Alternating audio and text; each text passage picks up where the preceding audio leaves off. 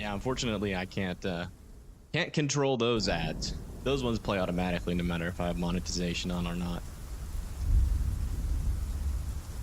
Hello, hello. Welcome, everybody. I'm here. I'm just waiting for the countdown. 5, 4, 3, 2, 1. that was corny. Hello. Welcome everybody to the live stream. We're gonna be doing a little bit of a breakdown. As many of you guys already know. I mean, if you're here, you must know something about it.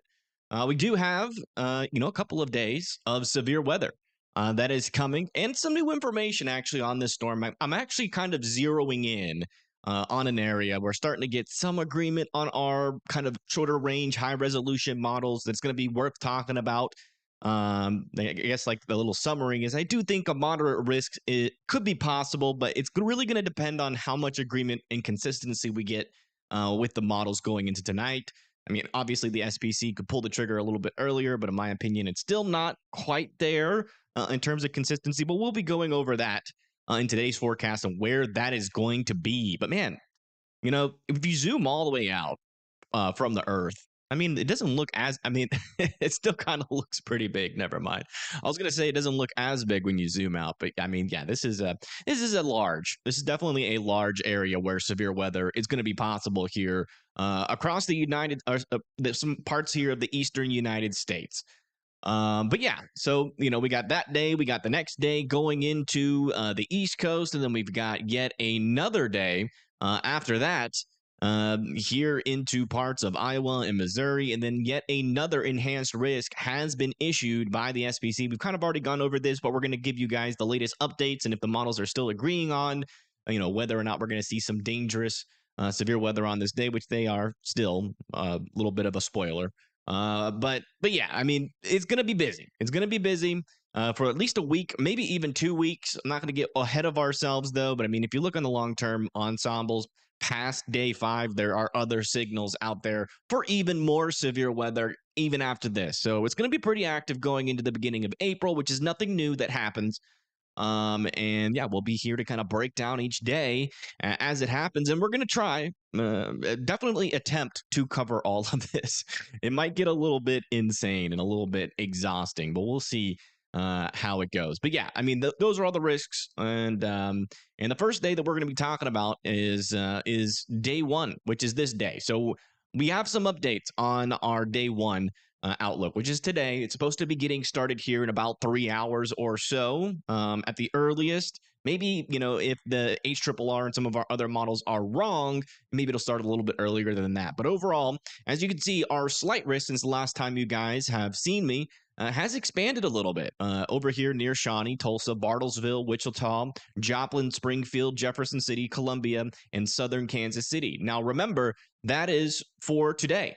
All right, so that's going to happen tonight going into tomorrow morning, early morning for a lot of folks. Same thing over here in Iowa with this marginal risk down through Missouri, parts of Kansas, going into Oklahoma. And then we have yet another slight risk down here. Now, this is a hail-driven slight risk, and that includes areas like Fort Worth, Dallas, McKinney, Cleburne there, and also Brownwood, Texas as well. So as you can see, we have had some changes. I've been monitoring this area down here. I have a feeling there's a chance that we could get interrupted in our stream if this risk plays out like some of the models were saying. I mean, it's going to be right around now when we would be starting to get tornado warnings down here. So we might get interrupted by some of the storms down here, but hopefully they behave themselves, I guess is what I'm trying to say. But yeah, so coming over here to our tornado risk, as you can see, they have also expanded the tornado risk a little bit. They've also added a 5% for severe weather. That's going to be for Norman, Tulsa, Oklahoma City, Stillwater, and Pawnee. And then around that, we have a 2% that extends all the way from Lawton, Joplin, Tahlequah, Bartlesville, Springfield, Kansas City, St. Joseph's, and Maryville there. So a little bit of an upgrade there on our tornado risk, and that's honestly not surprising. I was looking at the models this morning. There seemed like there could be a little period where our shear is going to get stronger. especially around there near the Oklahoma City area and maybe a little bit further to the south. If that cap breaks a little bit more, then we're going to have some issues. I think regardless if the cap breaks further down to the south, we still could definitely get some significant severe weather. We've also had a significant wind risk. So as this turns into an MCS and moves off to the north and east, it's eventually going to be bringing some chances for those 75-mile-per-hour winds and above. It's a 15% chance here in this hatched like dash area here. That's going to be for Joplin, Springfield, and Jefferson City. So watch that. Here in the yellow, that's a 15% chance for 60-mile-per-hour winds and a 5% there in the brown. And then coming over to our hail risk, this is why we've had an upgrade down here for Fort Worth, Dallas, and McKinney and Claiborne there, and Brownwood, Texas, because we're going to be expecting, if that cap breaks, some significant severe weather down here. Hail sizes up to 2 inches and above will be possible down here. So just make sure you have a plan in place, to make sure your pets aren't outdoors if you have outdoors pets. If you got cats that are running around in the neighborhood, some people allow their cats to do that. Just make sure that you try to entice them back to the house as best as you can. But the cats are pretty smart. They usually take shelter when things hit the fan there. Further up to the north, we also have another significant hail risk. That's going to be for Oklahoma City, Norman, Enid, Stillwater, Ponca City, and also Canton as well. So some significant winds are going to be possible, very large hail, and also that little bit of an increase here to a 5% tornado risk, which again means a 5% chance of seeing a tornado within a 25-mile radius of you. So just be weather aware out there. If those storms can really get going, like some of these models are saying, it's definitely going to be possible that there could be a couple of spin-ups today. Thankfully, hopefully we're not talking about a strong tornado today. We do have a little bit of a conditional risk for that. I wouldn't completely rule them out, but I don't think the confidence is high enough to warrant a strong tornado risk. So that shouldn't be something that we have to worry about today. But every now and then the storms surprise us, and when we're in the day of, it's really not too smart to look at models. We'll be looking at models for timing, but in terms of just kind of diagnosing our current atmosphere, because again, this could get started here in the next 2 to 3 hours.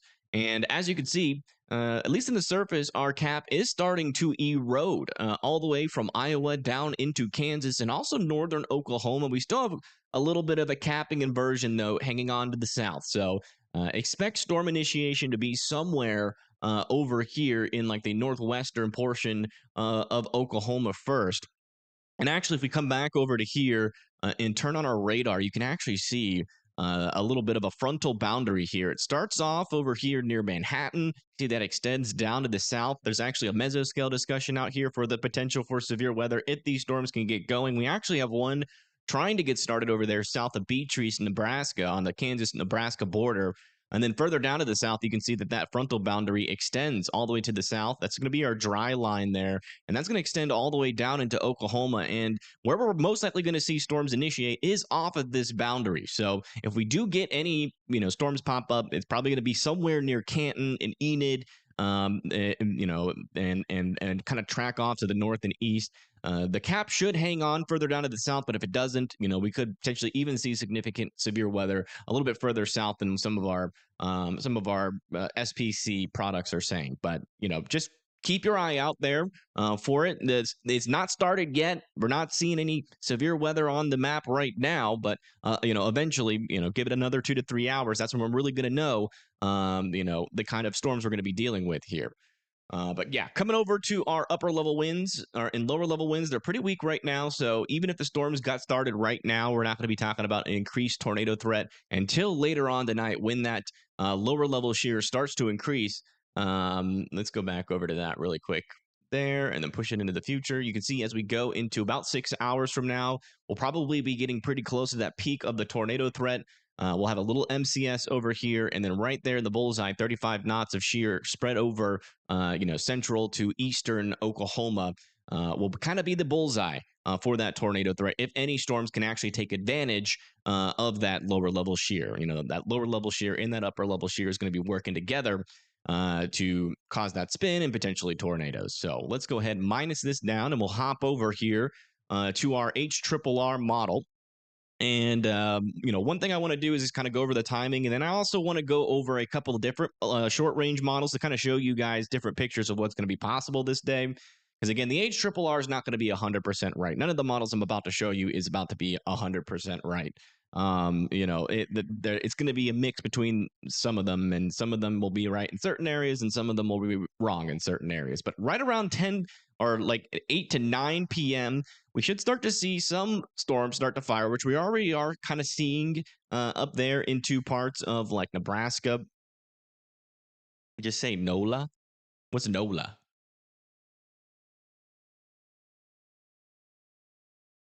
I guess that's New Orleans. New Orleans, Louisiana. I'm guessing what that means. I don't know what NOLA means. But yeah, you can see that some storms start to fire in and along this boundary here, and further down in the south, like near the Oklahoma City area or Dallas, we're still not seeing storms yet. That cap, and the forcing should start to arrive, and or the cap should start to diminish, and the forcing should start to push into the region by around 10 p.m. And that's when we should start to see some storm initiation. So we're talking about another late night severe weather event. And this time it's going to be for areas like northern Oklahoma going into southeastern Kansas, and also back down over here near Dallas. You can see that some storms are starting to fire there. So let's kind of hop over. Let me get this set up in the background really quick, just to there. Perfect. And then here. Perfect. And then let's come over to here, and then turn that to that. Bam. All right. Essentially here, what we're going to do here is we're going to be looking at a couple of different models to see where our storms could initiate from initially, and how that compares to other models. So here's the HRRR run. Here's another model. As you can see, not as widespread at the beginning. The FV3 model has a little bit more convection earlier down there into Texas.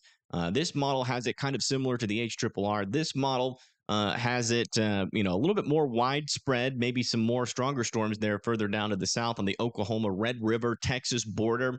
And then, it looks like generally this northern mode is our most guaranteed thing, with some models saying nothing happening down here to the south. And some models saying that there could be more widespread severe weather. I think like a kind of a mixed version of this, I think, is going to be pretty accurate, just given the fact that we are already starting to see that cap kind of erode here. But let's come back over to our HRRR run here, and then kind of push this forward into eastern Oklahoma. This is going to be at around 11 p.m. And then come back over to our latest runs and kind of compare and contrast. And yeah, you can see still quite the difference between. Wait, isn't that what we just looked at? Why is it going back? I pushed it further than that. Hold on. It's supposed to be over here to there. All right. Let's try again. And it brings. Okay, there we go. Yeah, so as you can see, there is a little bit of a difference here. One of these models are going to be more right than the other, but as you can see, most of them are showing this MCS complex further up to the north here. I think that's our most guaranteed thing out of all of this, is going to be a kind of a line of storms, a little mesoscale convective system. It's going to kind of look like a land hurricane, but it's not a hurricane, obviously. But some of the winds on the leading edge will have winds that are comparable to like a category 1 hurricane strength winds. And that's going to be on the leading edge of this MCS. So that's like the most definite thing that's probably going to happen. Still pretty conditional, though, further down to the south. You can see some of these models have it, and some of them really don't have it. So yeah, that's pretty much that. Let's come back over to here to the HRRR. Now that you know that there is going to be some differences, you can kind of see here that Dallas could be getting some storms at around 12 a.m., or these storms just won't exist at all. Not all of the models has this storm further down into Texas. But further up to the north, this is our most guaranteed threat. And that's going to be that MCS that's going to be developing, bringing a damaging wind threat there to Bartlesville, Tulsa, maybe some QLCS spin-ups along with this. But as it moves into areas like Joplin and Springfield, that QLCS tornado threat will be dying off, but still some potential here for some significant damaging winds as we move into around 5 a.m. into Springfield and Jefferson and Columbia. Remember, these outlooks go until 6 a.m. the next day. So this is still technically in the day 1 outlook here. And that's kind of what we're talking about. I mean, it's not a super complex forecast. It's just, I think the MCS is most likely going to happen. Again, that's that northern mode here of this severe weather. And, the southern portion is going to be conditional. And, really starting at around 8 or 9 p.m., that's when I'm going to start to have my radars up and monitoring for that first initial initiation. And, if we do get a little bit further, some storms a little bit further to the south, we'll probably see a little bit more of a widespread, tornado threat out of this. But, huge question mark still on this storm. But yeah, cap, will it or won't it? Will the cap break? Will Will Smith stay around and slap these storms, put these storms into their place? And that's the big question. We don't really quite know the answer. We won't know the answer. So just be weather aware if you're in any of these regions. Now, let's come over to our second day here.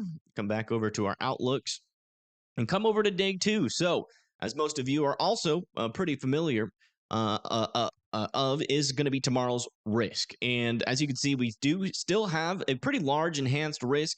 That's going to be for areas like Shreveport, Pine Bluff, Huntsville, Memphis, St. Louis, just to the south of Toledo, going into Cincinnati, Louisville, most of Kentucky, Tennessee, down into the southeast in the Ozarks, and parts of the Midwest in the Ohio Valley.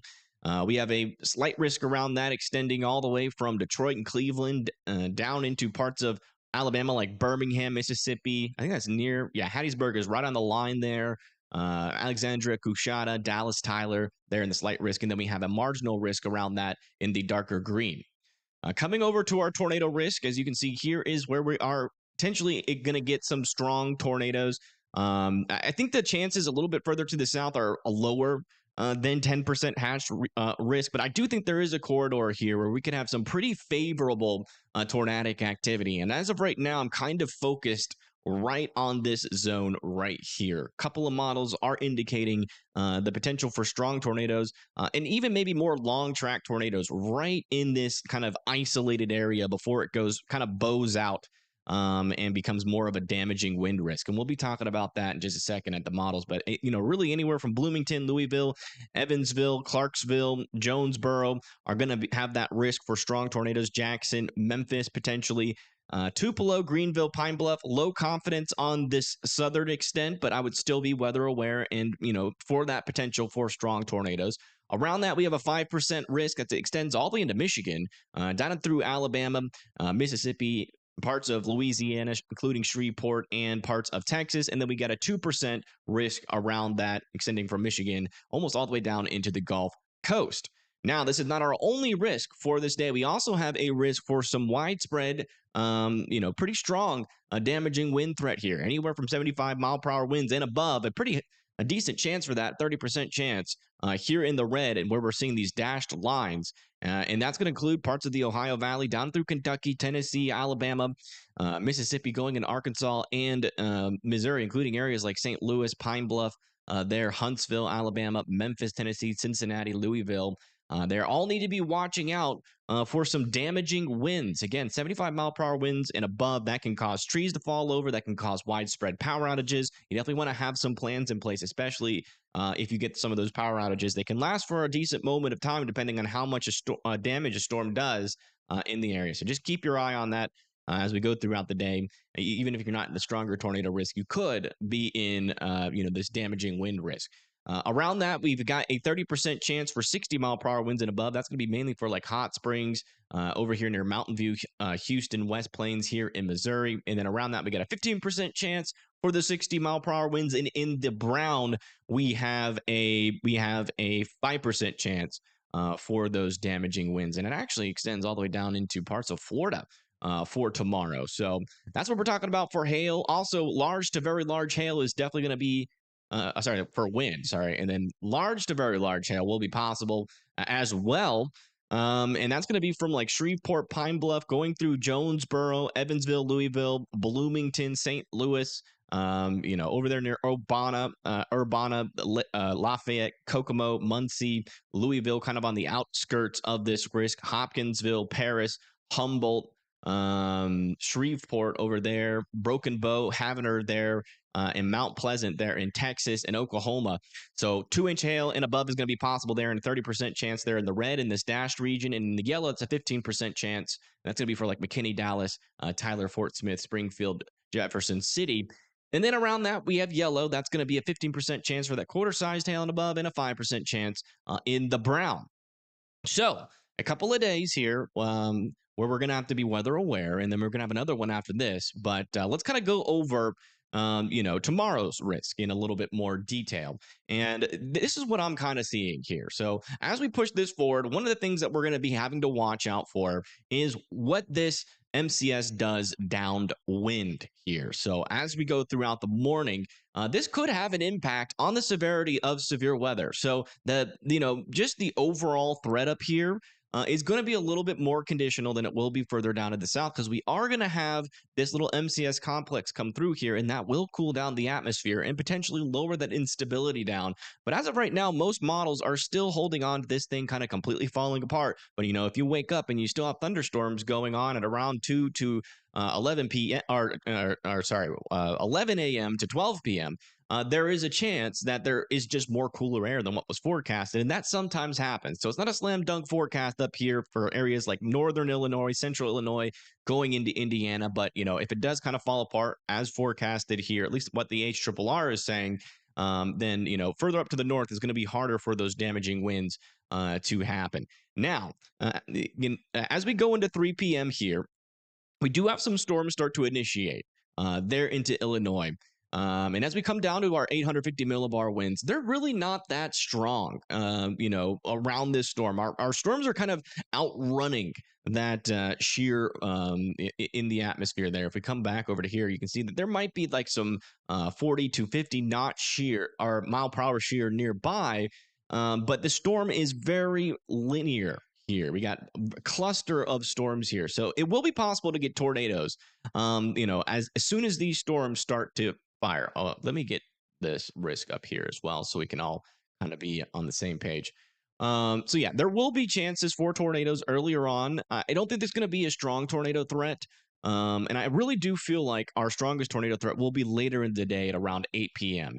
As we move into around 4 p.m. here, we still have a decent amount of instability around the storm. You can see we're still talking about anywhere from like 2,000, 3,000 joules per kilogram further down at the south, and 1,000 to about 2,500, getting close to 3,000 joules per kilogram over here out in front of these storms. As long as those storms fall apart, there's still going to be plenty of storm food out in front of these storms as they kind of scrape at the beginning here in the northern portion of this risk. So you're definitely going to want to watch out there. Plenty of storm food. Our forcing is going to be there. Our upper level winds are going to be pulling into the area. So we're definitely going to be able to have some tornadoes potentially with these initial storms at around 4 p.m. But back over to here, this is where I kind of have my eye on. If we get to around 4 p.m., we're starting to see storms initiate. Back over to here, they're not going to be strongly tornadic just yet. Because if we come over here to our lower level shear, you can see it's pretty weak around those storms right now. But eventually, as we push this into around 7, 8 p.m., look at these storms. Initially, I think this is going to be a large hail threat, but eventually that could turn into a stronger tornado threat. These cells right in here are kind of in that sweet spot, and the HRRR model is not the only model that is saying this.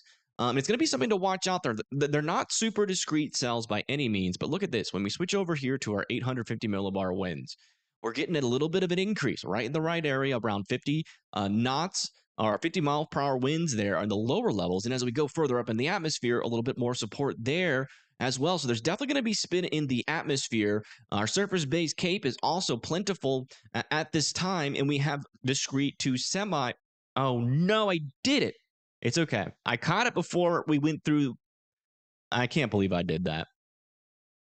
Cannot believe I did that. That was a long time, too. Jeez Louise, I'm going to have to do this all over again. Someone texted me, and I'm pretty sure it's my mom or my dad. Yeah, okay. That's what pulled me out of forecast mode. When I get into forecast mode, man, my brain just gets so locked in that if I miss something on OBS, I'm just cooked. All right, we're going to have to start kind of from the beginning. So these initial storms, they will have a tornado threat here from 2 p.m. to 3 p.m. And then south of Urbana, over there near Indianapolis and Logansport, again, our shear is going to be there, but we're going to have a more linear line of storms. So briefer and weaker tornadoes will kind of be the day, or the what's the word I'm looking for? The trend at this point with these storms. Okay, so again, we're talking about plenty of instability, still making it up there. We're talking about 850 millibar winds starting to strengthen in the right areas up there. So you can definitely get a QLCS tornado threat with some of these storms. But these storms back over here for the second time, here into Mississippi and Arkansas, this is going to be the storms that I'm really keeping an eye on. If we're getting around 4 p.m. here, and we start to see these storms initialize here, eventually, as we move into around 5, 6 p.m., they're going to be mainly a damaging or hail threat because as we start off at the beginning of where these storms fire off, you can see they're pretty discreet down there.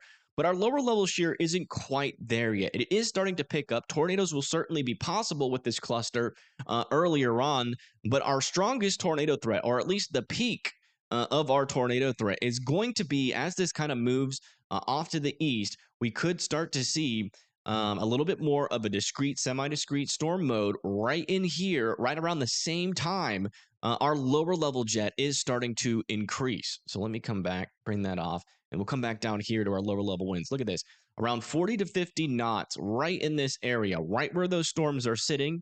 And also, we have plenty of instability right around this area. So I'm really starting to hone in on this area of our line. You can see we have plenty of instability there. Lower level shear is starting to ramp up. We have discrete, semi-discrete supercells trying to hold on here.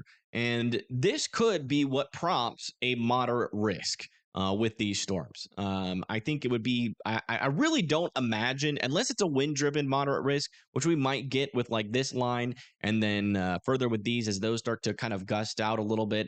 It would be a little bit larger, potentially like somewhere in here. But we could also get a little bit of a tornado driven moderate risk here as well if we get model support for this. Now, let's go see how much model support we have for this. And let me make sure I get the right screen up here. So I'm not talking into the darkness. So this is the HRRR run right around this time. There's those cells we were talking about. And kind of our little cheat code here is one, we're going to be looking to see if we have model support for discrete storms in this area. The WRF is saying yes. Looking like more of a linear line, though, on the FV3. HW or the HRW WRF here is also showing some discrete storms, a little bit messier here in the impasse. The other mode of the impasse, maybe some discrete storm support there. A NAM is more of a linear line. RAP model is not really helpful. So there is some support here. Some models saying, yes, discrete storms will be possible in this zone when we're starting to see that increase of our severe weather, of our strong tornado potential. And if we come over to here, to our, we're going to use a cheat code here and switch over to our significant tornado parameter. It's not helpful at all when you don't have storms in the area. But as you're about to see, these storms are firing in an area at a time where everything is just kind of just perfectly in place. And as you can see, we do have an elevated area here with that STP, that significant tornado parameter here on the HRRR. Now, as you can see with other models, this is not a slam dunk forecast, but there is some model support. The impasse is also saying, well, watch out in this general vicinity. The NAM3K is a little bit, I would say, a little bit on the not gonna happen side of things. In the RAP has some support for this. So again, this is not like as of right now, it's pretty conditional, but this might push the SPC to issue a moderate risk. And I don't really think it's going to be that big of a moderate risk, but if this is kind of that sweet spot here for our tornado risk. No, I did it again. I checked to make sure. Oh, I switched to the wrong scene. Uh, uh. Oh my gosh. Everybody's leaving. They're like, who is this doofus, man? He can't freaking work a computer. This guy's supposed to be a weather genius. Doesn't know how to work a computer. My goodness, this guy. Look at this guy over here. He doesn't know how to do nothing. I'm leaving. You know what? I'm leaving too. Like, I'm not just talking for you guys. Let's just all leave at the same time. This dude's an idiot. Rookie, yes. Rookie mistakes. That is so frustrating. I heard the text again, and that's what pulled me out of it. Because like chat's over here, I see it scrolling, and I think there's just people here asking questions while I'm making my forecast. I don't always make that connection. Like, hey, I could be being stupid. Okay, well, we'll go over it again. I'm sorry, guys. Usually this doesn't happen. It doesn't happen. This is like complicated. It's like a little bit complicated. I have multiple screens that I'm balancing between, and I usually don't use this forecast screen like at all. Okay, fun stuff, fun stuff. I'm sorry, guys. I'm sorry. All right, we'll start from the get go here. Kind of. We'll do a brief overview because you guys kind of already heard what I had. Why did it switch over to the SPTP? Come on. Everybody get on the same page here. So there's those cells we were talking about multiple times before we screwed up. And then again after that. Some model support. I heard a text message again. Okay, it was just a duplicate of the same text message. Okay. I'm now like, we got the picture. Yeah, well, it's these storms right here. There is some support there. You can see here now with your eyes that there is some support. Well, the bad thing is that I was saying all that, right? But it was looking at Oklahoma and like Kansas. So people in Oklahoma and Kansas are probably like freaking out. So I apologize. But you can see that there is some support for some discrete to semi-discrete storms in this area. And then if we come over here to our cheat code, which again isn't really helpful, when you don't really have a whole lot of storms in the area. But we do have storms in the area, and it's possible that they could be there. You can see this is about when our tornado risk is going to be maximized here. And as you can see, there's not support all the way across the board. Okay, the HRRR is kind of bullish here. Kind of the second bullish is the MPAS. You can see that we do have some areas of some increased significant tornado parameter values here mainly in this area. Again, this is like the most support that we will have for a strong tornado risk, I believe, here into Missouri, parts of Arkansas, into Tennessee, and Kentucky. And the NAM is again in that ain't gonna happen mode here. And again, most of these storms are linear anyways, which would mean there is probably going to be some tornadoes along a linear line, even if we do get a linear line and more of a damaging wind threat out of this storm.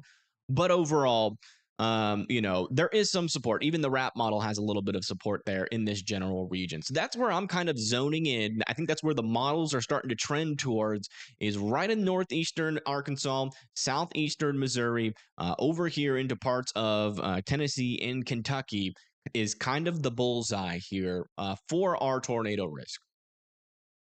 All right. So yeah, those are kind of my thoughts there, but let's kind of come back over to the HRRR run since we've gone over that.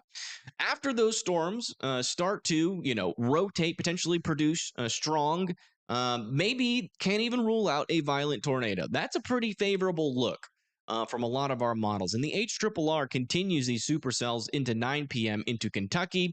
And then it continues to push into parts of Louisville. But again, this is more of a linear line here as we get into the overnight. And this is starting to congeal into a linear line.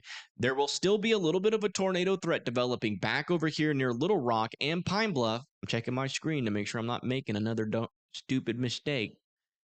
But as you can see, not really that favorable. And the reason why that is because our 850 millibar jet down here is pretty weak. That doesn't mean we're not going to see tornadoes, but the overall, it's probably going to be more of a hail and damaging wind threat down here in Little Rock, Pine Bluff, over there near Shreveport as well, with our stronger tornado risk. Really, I mean, it's going to be either QLCS tornadoes or QLCS tornadoes or these. If these don't form, we're probably just going to have a day filled with QLCS tornadoes, weaker and briefer tornadoes, but maybe more tornadoes if it's all QLCS. But yeah, I mean, overall, I think this down in here could potentially push the SPC to upgrade to a moderate risk. And if I had to guess, unless so it's probably going to look something like this. But unless they want to upgrade to a more significant wind risk, if they're doing it just based off tornadoes, it might be too isolated of an area to do that. I mean, there could be stronger tornadoes further up to the north, but I don't think it's going to be like enough for a 15% chance. So those are kind of my thoughts right now. on that. And then as we go overnight into around 11 p.m., you can see we still have some chances here for damaging winds over in eastern Ohio, moving through Kentucky, parts of Tennessee. Also moving into parts of Arkansas. Some stronger supercells are still going to be possible down there with that large hail and tornado threat. And then as we move into 12 and 1 a.m., as this is pushing into parts of Mississippi and Tennessee, we are starting to see more of a linear line of storms. Wind damage, QLCS tornadoes are going to be our main threat as we move throughout the night. 4 a.m., this starts to move into parts of Alabama near Nashville, going close to Lexington and Richmond by 2 a.m., and then moving closer to like London and Corbin by the time we get to 4 a.m. West Virginia could get some damaging winds out of this storm as well. That'll be at around 4 a.m. too. Some stronger storms, more isolated storms down here near Jackson. Let me check our shear environment down here just to check. I mean, these actually, that's interesting. On the HRRR, by around 2 a.m., that lower level jet starts to strengthen further down to the south, where we do have some supercells, more isolated and discrete supercells, try to form down here. They're going to be pretty far removed from our main forcing, though. We do have an upper level jet there. This is kind of new. Okay, decent instability. Yeah, forcing is going to be weaker, but if these storms can mature, those could like really in and along this area, that could bring a strong tornado threat. So let me just check our little cheat code. Yeah. I mean, it's elevated, but yeah, I mean, some tornadoes will definitely be possible over here south of Jackson into Mississippi as we move overnight. Definitely, if those storms can mature, they might just be too far away from the forcing, but it wouldn't surprise me if we got like an increase of our enhanced risk, maybe a little bit further down to the south, down in that region. Oops, didn't mean to switch back to that. Let's come back over to our HRRR. That's interesting. That's the first time I've kind of seen that jet kind of increase over the night, which is probably why there isn't much more of a risk down there further to the south. Yeah, let's go ahead and push this back to where we were. Eventually, those storms quickly upscale into more of a linear line. Again, kind of a mess down there, but there might be a brief moment where those could potentially even try to produce stronger tornadoes by 7 a.m. Our liner storms are moving into northern Alabama, trying to move into Birmingham, also Georgia.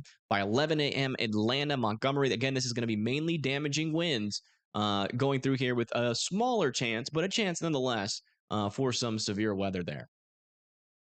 But yeah, kind of interesting. Kind of interesting, that little area down there. We might have to watch the trends on that. Let's go over and try to do this without screwing up. Okay, perfect. I see it there. I do want to bring this down and just see what other models are saying about that. If we have any agreement for that late night threat down there, because that's kind of new. I haven't really put a whole lot of thought into that. All right, so here's the HRRR. The storms over here trying to mature. Yeah, some of them are mature, but there's a lot of baby storms out there. But if one storm fires, one storm is going to be enough to cause some decent stuff to happen. Yeah, the HRRR is pretty much all by itself on that, so maybe not as legitimate as I thought it was. NAM kind of has something. It's a little bit slower. That could eventually make it up there. But yeah, pretty conditional threat down there. If these storms do happen and can mature, that could be a problem. But I'm not sure if there's going to be enough certainty there for the SPC to bring that risk a little bit further down to the south. Low confidence in terms of strong tornadoes there in northern Alabama. Because as you can see, as the line comes through northern Alabama, it's going to be a linear line. Tornadoes will be possible though over here near Huntsville and like Florence. But they will be on the weaker and briefer variety. Yeah, as I push this through into the next day, this is as far out as our latest HRRR run goes.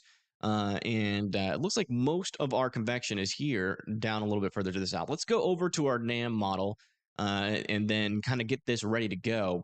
And then we'll hop back over to here and then we'll talk about day 3. And then we'll answer questions. And then after we answer questions for a little bit, we'll touch on day 4 and 5 there, the Tuesday and Wednesday. So out over here, we do have some chances out here for some severe weather. We still don't have a categorization here for any significant severe weather yet. That is kind of the forecast. I do think there could be maybe some significant winds if these storms can hang on. We'll be looking at the NAM solution on that in a little bit, but really anywhere from New Orleans, going through Birmingham, Dothan, Atlanta, Washington, up into Pennsylvania, parts of New York, New Jersey, Delaware, Maryland, parts of Kentucky, Tennessee, South Carolina, North Carolina, and Georgia, and parts of Florida as well are going to be mainly in a risk for some damaging winds with a small chance for some tornadoes there as well. But we're not going to get our like tornado or damaging wind risks until we get into tomorrow. So let's go ahead and switch this now over to our day 3 and then talk about our wind risk as it moves into the area. So yeah, there's that line of storms on the NAM. Storm struggle. Looks like the storms to the south might fizzle out, and we could get some stronger storms here further up to the north. Let me check in on our instability up here. Yeah, some decent instability up there, and that's where all the forcing is going to be. Our low pressure system at this point is going to be up in Canada. So yeah, I mean, there definitely could be some stronger storms up here as well. Maybe even some, discrete, maybe potentially some discrete cells there. Let's go check out how strong our wind shear is up here. It's not weak. I mean, it's not strongest I've ever seen, but it's not weak. Yeah, there will be a tornado threat, potentially a 5 to 10% tornado threat over here near Virginia, going into Pennsylvania, New Jersey, and New York. It's going to be pretty parallel. Our lines are, but I can definitely see a 5 to 10% tornado risk being issued for this. Most likely a 5% at first, and maybe an enhanced risk up here for those significant wind possibilities there as well. Because there's plenty of instability, and yeah, that forms into a line and really starts to push those winds out there. So yeah, right around 3 to 4 p.m. That's when those storms are going to be getting started. Could have storms as far south as areas like Washington and Richmond, further down into like Columbia and Augusta. Some isolated severe weather could be possible down there, but our forcing is mainly going to be up here. So this is probably where we're going to see our most significant severe weather. Also, maybe as far south as like Greensboro could get in on some stronger to significant winds there. As we continue to push this forward, you can see that these storms are still semi-discrete to discrete there, more of a linear line up into New Jersey and parts of New York. And yeah, it's going to bring some damaging winds into New York City, Philadelphia, potentially all the way down south to Virginia Beach again. Greensboro and Charlotte, by the time we get into 10 p.m., is going to be starting to see their storms as well, with maybe another reinvigoration here of some of our severe weather further down to the south here into Georgia and South Carolina, with another line trying to form as far south as down in there. And then eventually that line moves off as we go into the overnight hours, and still a severe weather threat will be possible with these storms further down to the south here near Greenville, Jacksonville, and Wilmington as we move into 1 a.m. But yeah, that is this storm. That is this storm. Do we have any questions? I'm guessing most of our questions are going to be for tomorrow or tonight. So what do y'all got? Hail in Virginia? Yeah, hail's going to be possible in Virginia. Probably smaller hail, though. I don't think we're going to get too big of a significant hail threat, but it's certainly possible. Let me come over. We'll bring up day 2. That's probably where we're going to have most of our questions right now. Strong long track tornadoes mentioned in the Paducah AFD. Where's Paducah? Oh, yeah, I agree with that. Yeah, that's that area. Again, yeah, that area we were talking about, that, that potentially the peak of the tornado threat, which could actually support strong long track, violent tornadoes. It's brief and it's conditional. It's pretty darn conditional. But, if we get some semi-discrete to discrete storms pulling up into Sikeston near Paducah and Union City and Kennett, the models are really hinting that these storms will have that potential. So I agree with that. And I think if we get a moderate risk, it's going to be pretty much right in here. Those are my thoughts right now. But again, very conditional threat for that. Not all models are in support of that.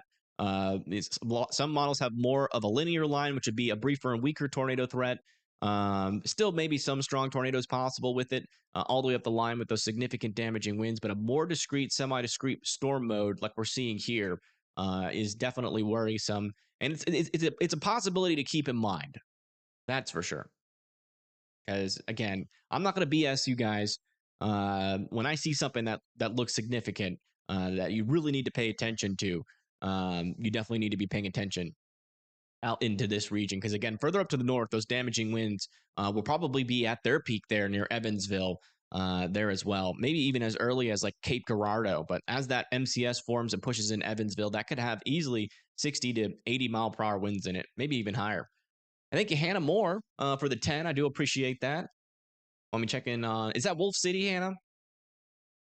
I'm assuming that's Wolf City, but I'll put the zip code in there. Yeah, it is Wolf City. All right. Yeah.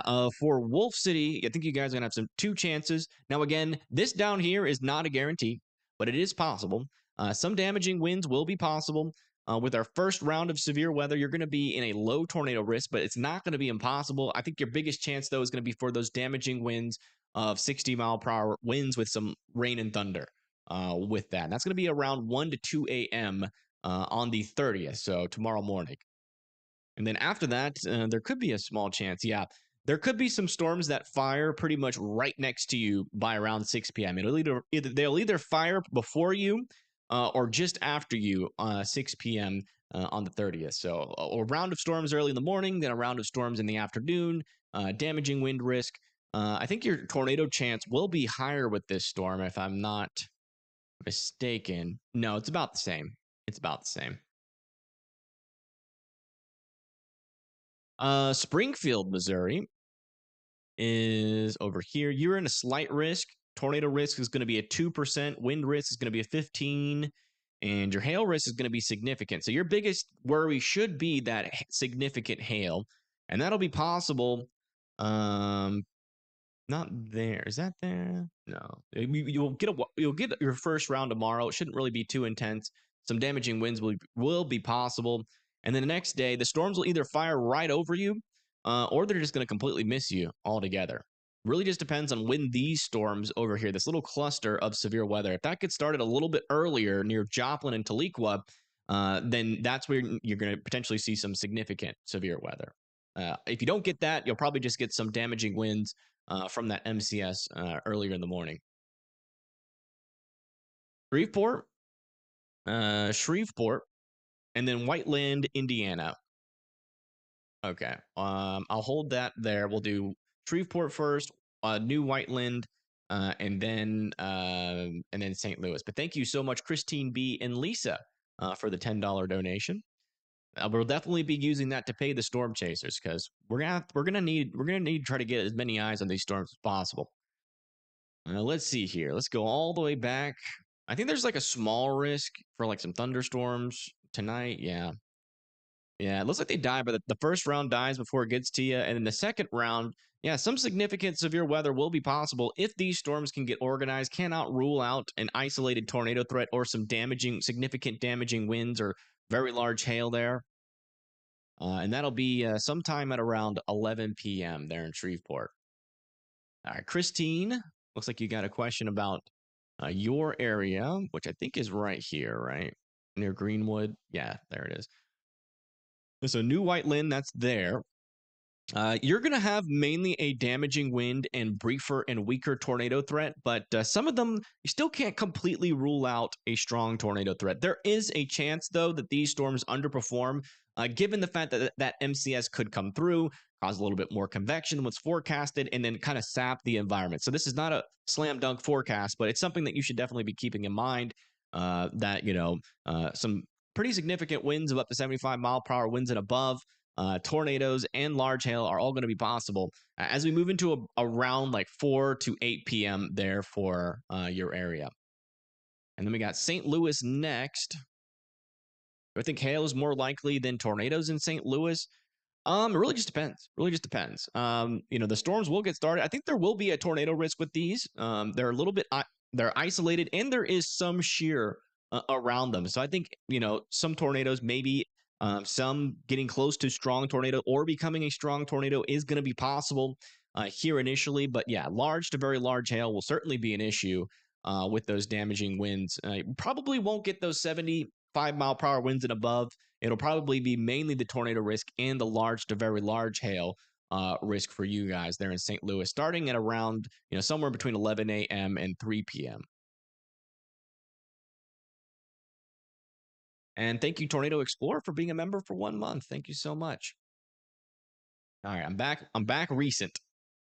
Back recent on the chat. Hilton's, Virginia. Do we have a tornado chance or for more wind? I think it's going to be mainly wind in Virginia. Let me see where Hilton's is. We'll have to switch over to the NAM for this. Imagine we were answering the questions on the wrong screen. Oh my goodness. That would cause a riot. That would certainly cause a riot. Yeah, it looks like 6 a.m. to 7 a.m. Is going to be your threat, and that's mainly going to be a damaging wind threat. I would say your tornado threat's probably pretty low there. You're kind of in between the storm, kind of recharging for the next day. Thank you, Danny, for the 5. How's the tornado threat in Mentor, Oklahoma? Let me see. Mentor, Oklahoma. Is that right? I said Oklahoma. You said Ohio. There we go. Thankfully, there's not a Mentor in Oklahoma. I would have gone to the wrong city. The tornado threat, I think, is going to be on the lower end. It might be pretty close to that 5%. No, you're actually in a 2%. So the tornado threat's not going to be your main deal. It's going to be the wind. The hail is not going to be too elevated. You have a 15% chance of both there. So some damaging winds and maybe some quarter-sized hail is going to be possible up there. And it looks like your threat's going to get started late night, sometime between like 9 and 11 p.m. up there. But thank you again, Danny, for that 5.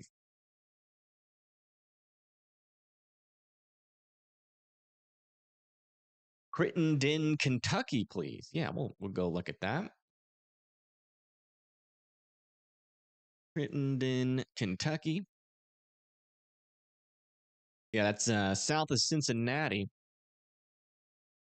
Yeah, looks like your time is going to be pretty similar to the last person that asked, but you're going to be in a little bit of a higher chance for some significant damaging winds and for tornadoes. So I wouldn't rule out, some tornadoes. They'll be briefer, they'll be weaker than the ones previously, but still a chance for those significant winds, tornadoes, and hail as we move into around 8 p.m. to 12 a.m., somewhere in between that time frame.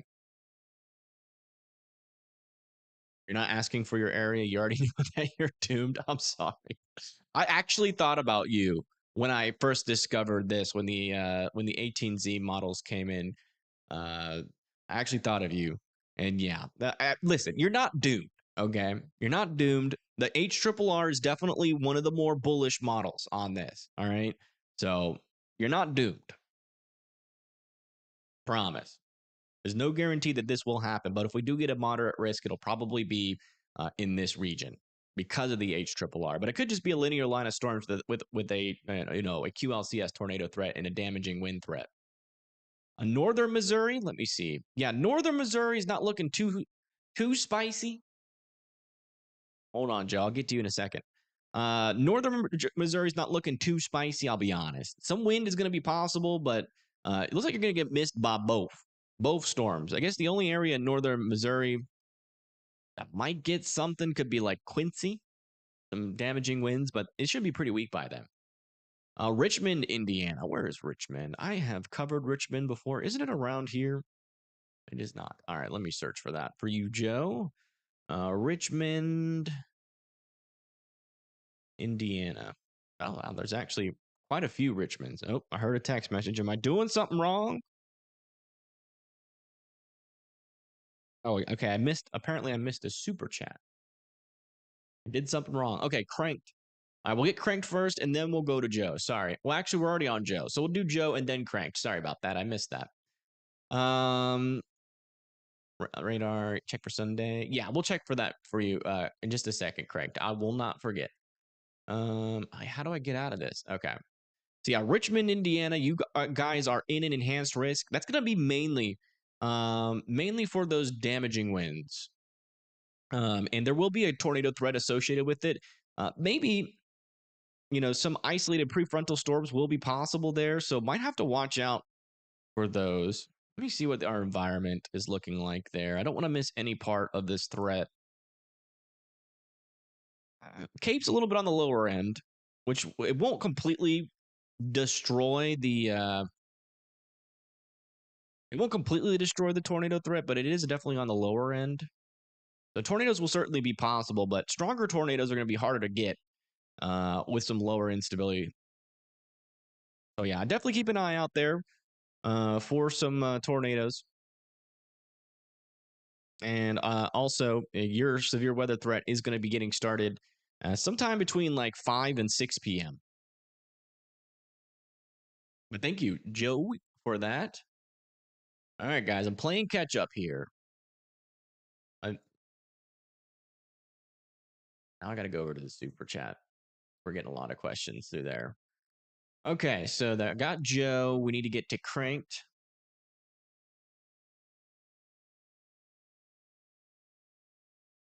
Okay, so Crank said 4-3. And thank you, by the way, for that $10 donation, Cranked. There, and here. So yeah, Zanesville, Ohio, your main risk is going to be damaging winds. Small chance for a tornado, but your chances are most likely going to be for those damaging winds. Hail will be on the lower end of things. You're not going to be getting significant severe weather, but as we move into 10 p.m., I would definitely be weather aware. Wouldn't be outside for this line of storms, that's for sure. But thank you again for that $10 donation.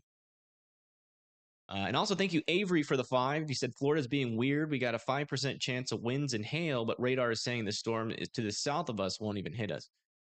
To the south of us. What day is that, Avery? Thank you, Edward, for the $2. How's Northwest Arkansas looking tonight? Okay, let me check. Northwest Arkansas. And tonight, Northwest Arkansas is looking fine, but tomorrow, that is that area. Well, I guess you are. It's mainly going to be tonight. More of like into the early morning, like maybe some showers and some thunderstorms there. If the cap breaks a little bit further to the south, that could be a little bit of a stronger deal. But it looks like you're going to get missed by the worst of it going into tomorrow. And thank you, David, for the 5. Pope County, Russellville, Arkansas. All right, Russell. I know where that is, I think. Yeah, that's further up to the north, right? Like, wasn't it? Oh, there it is. Okay. Yeah, Russellville is going to be hit or miss. So we're going to have that initial storms fire off to your north and east, and either the storms fire right on top of you there in Russellville by around 9 p.m., or they fire off to your east. But if they do fire near you, can't rule out a chance for some tornadoes, damaging winds of 75-mile-per-hour winds and above, and some large to very large hail will probably be your main threat, though. Thank you, Tornado Explorer, for the 5. And thank you, Kathy, for the 20. Thank you so much. Hey, Jinx. Hope Chicago ain't going to be bad. Damaging winds will be in your forecast and a chance for tornadoes.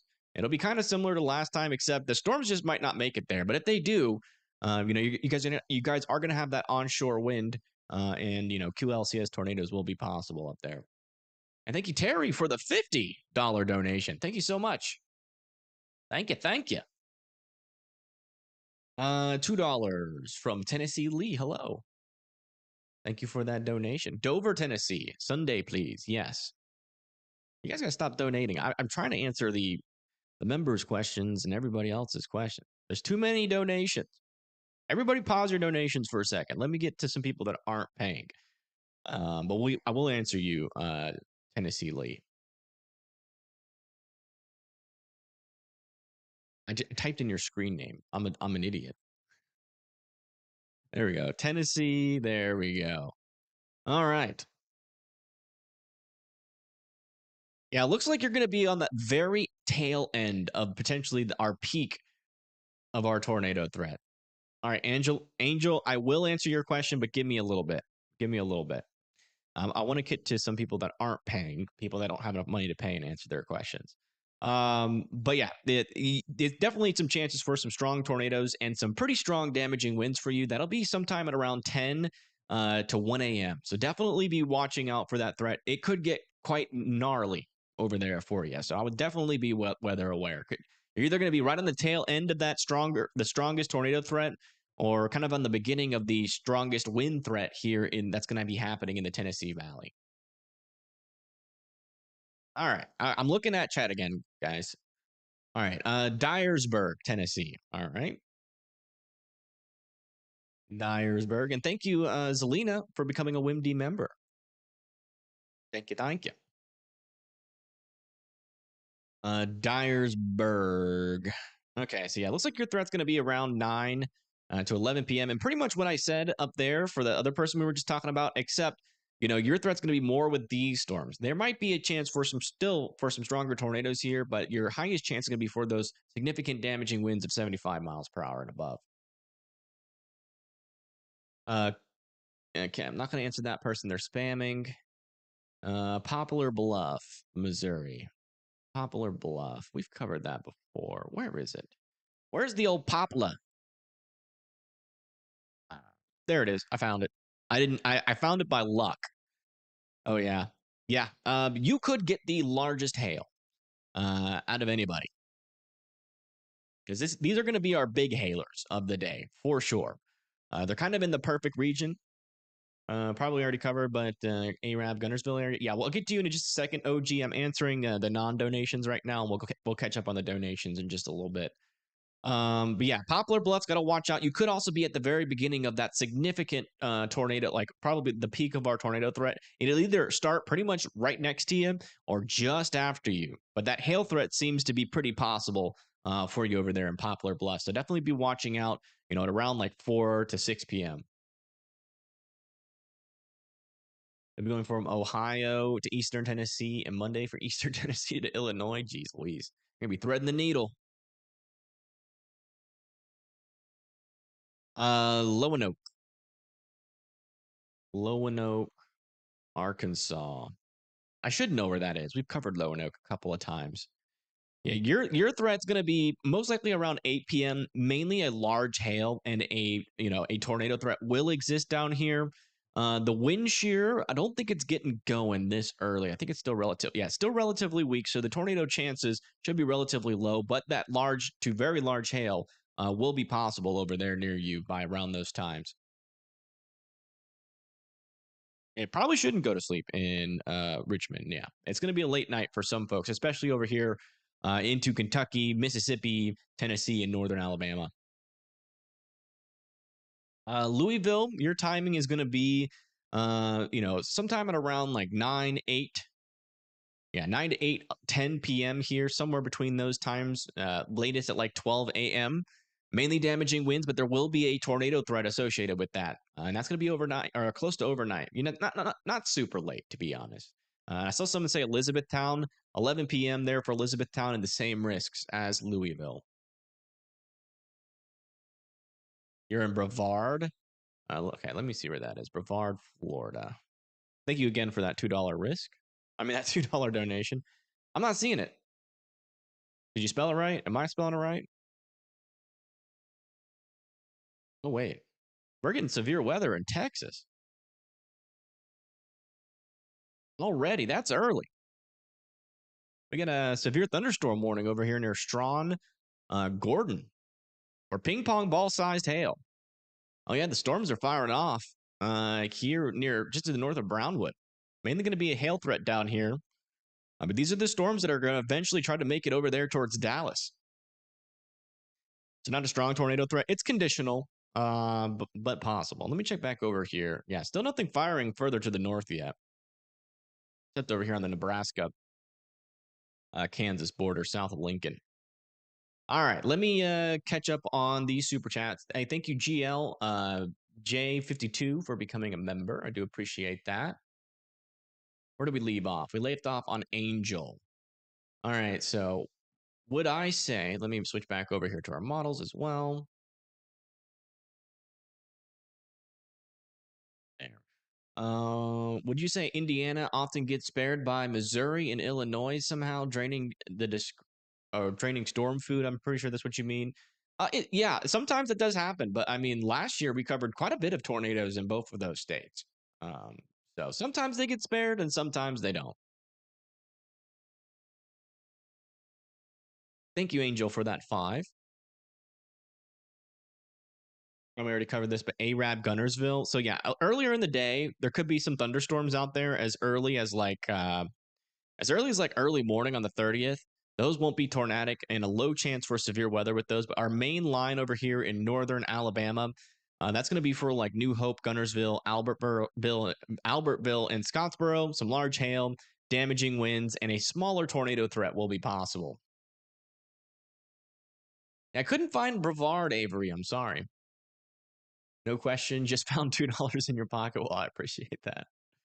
We'll be here with you, Sea Course. Take a deep breath. I know you get storm anxiety when the storms are around, but hoping that conditional threat doesn't pan out for you. And I mean, still damaging winds might knock out power, but I mean, yeah.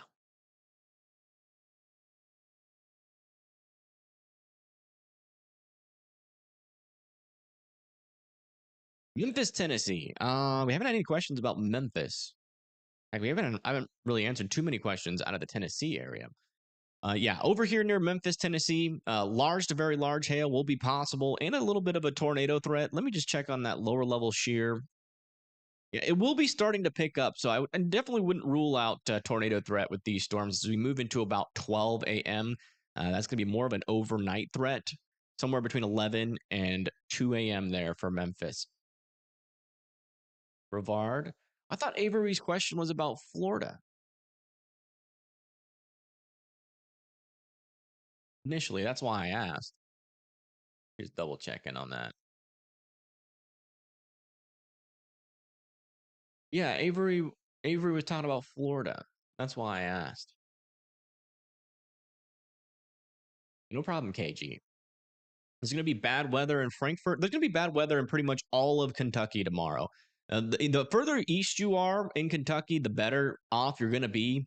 But it's really over here. This is going to be probably like right in this area is probably where we're going to see our most significant severe weather, and it transitioning into more of a damaging wind threat with a smaller tornado threat as this moves into Lexington, Bowling Green, and Richmond. And then Eastern Kentucky main threat is going to be those damaging winds. Okay, you behaved yourself, Tiffany. So I will look at Kenneth, but I better not see you. Ask again, and please stop spamming the chat. Yeah, Kenneth, Missouri needs to be watching out. And it's a conditional threat, but in and around this region, that's when our shear is picking up. That's when we could have some more discrete supercells out there. And again, it's it's pretty conditional. There's some model support for this, so I would certainly be weather aware at around 8 p.m.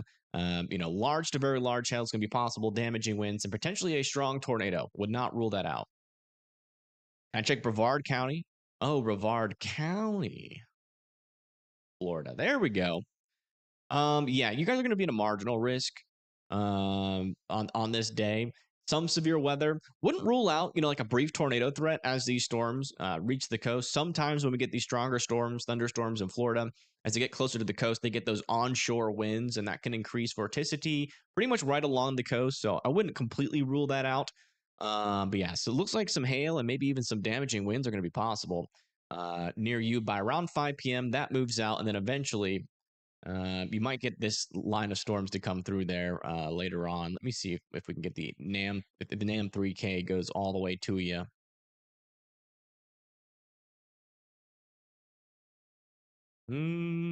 Yeah, maybe not. It'll be an isolated chance if there's still some moisture down there. Let me see what y'all's moisture is looking like. Yeah, it definitely could get some more severe weather maybe on the southern side of this. That'll probably be more into the 1st of April, though. Check back down over here on our severe weather threat. And is getting started slowly. Near Strawn and Gordon. Just double check to make sure we don't have any rotation on this storm. Hey, look, unsurprisingly. Oh, never mind. Good. Yeah. I think we're still talking about ping pong ball sized hail. Let me check back over here near Oklahoma. Yeah, Oklahoma's still taking its sweet time. So that's good. Hopefully the storms never fire up there, but seems like most models are saying storms should fire on the northern moon at the very least. And it looks like our conditional threat down here is already starting to play out a little bit earlier than expected. But all right, everybody. Yeah, I think I'm gonna get off here. I do appreciate you guys tuning in. I'm gonna eat really quick because I'm most likely, depending on what this event does, over here in Oklahoma. I'm most likely going to be doing a later night. So I don't want to like tire myself out because we might have to go live for a couple of hours tonight, and then again the next day, and then again the next day, and then again the next day. But let me do one more thing before we head off here. I do want to show you guys, since everybody in this that's watching this forecast is in this general area. So let me come over to here and then come over to here. This is not the only risk that we're going to have. We're going to have another low pressure system and potentially, most likely, a more potent low pressure system than the one that we're going to be dealing with this week. Okay. Let me see if I can bring up a forecast here really quick. That. Yeah. So for over here, we're going to have a little bit of a 15% chance. And then going into Wednesday, we're basically going to be doing this all over again, except it's kind of looking like our storm's going to be stronger. Kind of looking like our storm's going to be stronger. All right. So, oops, let me back to here. So there's our low pressure system, definitely deeper than the one we're dealing with. GFS is in agreement. There's really not too big of a difference here between both of our models on the intensity of this low pressure system. Now, looking at our upper level winds, again, we're looking at averages here. We don't really have a whole lot of definites yet on this event. We're still about 5 days out from it, so we don't have a whole lot of answers like we're given today with the storm that we're dealing with today and tomorrow and the next day. So we're a little bit further out, so we're still kind of in fantasy land here, but there is some decent agreement here. So let me come over here on our GEFS ensemble. You can see that there is some decent agreement here that we are going to have a wide area of forcing. So this is our 300 millibar jet. You see the wind barbs going up like that, and the wind barbs going up like that. That's basically those wind barbs moving away from each other.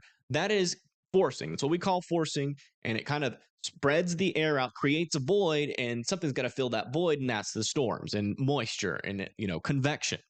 And so we're going to have another large area from like Iowa to the east of wide scale forcing and also a low pressure system that could support a pretty dangerous day of severe weather. So let's come down over here to our 500 millibar winds.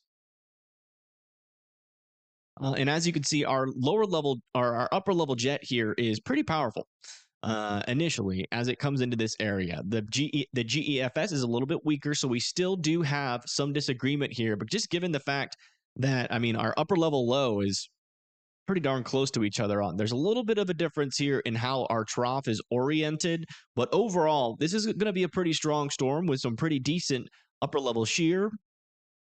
And our lower level shear is actually, I think our lower level shear is actually uptrending a little bit, at least on the Euro. Uptrending a little bit on the Euro, widespread area where strong tornadoes could be possible if everything holds. So that's what we're kind of worried about with this next storm. It's kind of showing a pretty potent environment. A lot of spin could very well be there. Hopefully this downtrends all the way there. But as you could see, our mixed layer cape here from the EPS and our surface layer cape, or basically our storm food, is a plentiful, especially up into areas where we're having some of that stronger shear show up on these models. So this thing could be the real deal if it continues to hold on the models, and there's actually some support for this signal. So honestly, if this holds all the way until the actual day, this could be another kind of high caliber severe weather event, or it could fall apart before we get there. There's still a lot of time for things to change, but the model agreement is there for a signal. So after this next. After our next wave, like the wave that's coming in tomorrow and the next day comes through, we're going to have yet another potentially even more dangerous storm if this storm continues to hold on our model. So definitely got to keep an eye on that. There's a lot of ingredients there that are looking a little bit scary, but again, these could definitely downtrend as we get closer. Hopefully they don't uptrend, but that's kind of just like a little bit of an update. I just wanted to give you guys kind of an update there. There's not really a whole lot to say. Can't really say too many fine details like timing, who's going to get the worst. But overall, our risk areas, or at least on Wednesday, we already have an enhanced risk. An enhanced risk over there in Arkansas, Mississippi, Tennessee, Kentucky, going into Indiana, Ohio, Illinois, and Missouri. So it's going to be feeling like deja vu.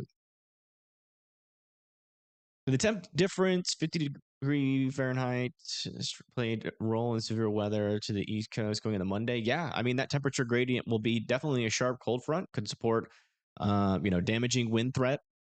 I'm really, the temperature difference can be the indication of a little bit of a dry line setting up there. It could also be an indicate, or I usually pay attention more to the temperature difference though aloft rather than spatially. So it's really just an indication that a cold front is kind of draped over the area. But if you have a lot of temperature changes from the from the upper parts of the atmosphere to the lower part of the atmosphere, then you have a lot large lapse rates, and that can lead to multiple different severe weather things happening. Looks like we just got a new mesoscale discussion. I'll check that out before I end the stream. We will be back on though to cover this. So if you're not subscribed to the channel and you want some coverage tonight over here near Oklahoma and Texas, if storms get going and they look dangerous, we will initiate a live stream. We do have a severe thunderstorm watch, an 80% chance of that happening over here. Severe threat likely to develop over the next couple of hours. Okay. That's going to be over there near Oklahoma City, just to the west of Oklahoma City, near Oklahoma City.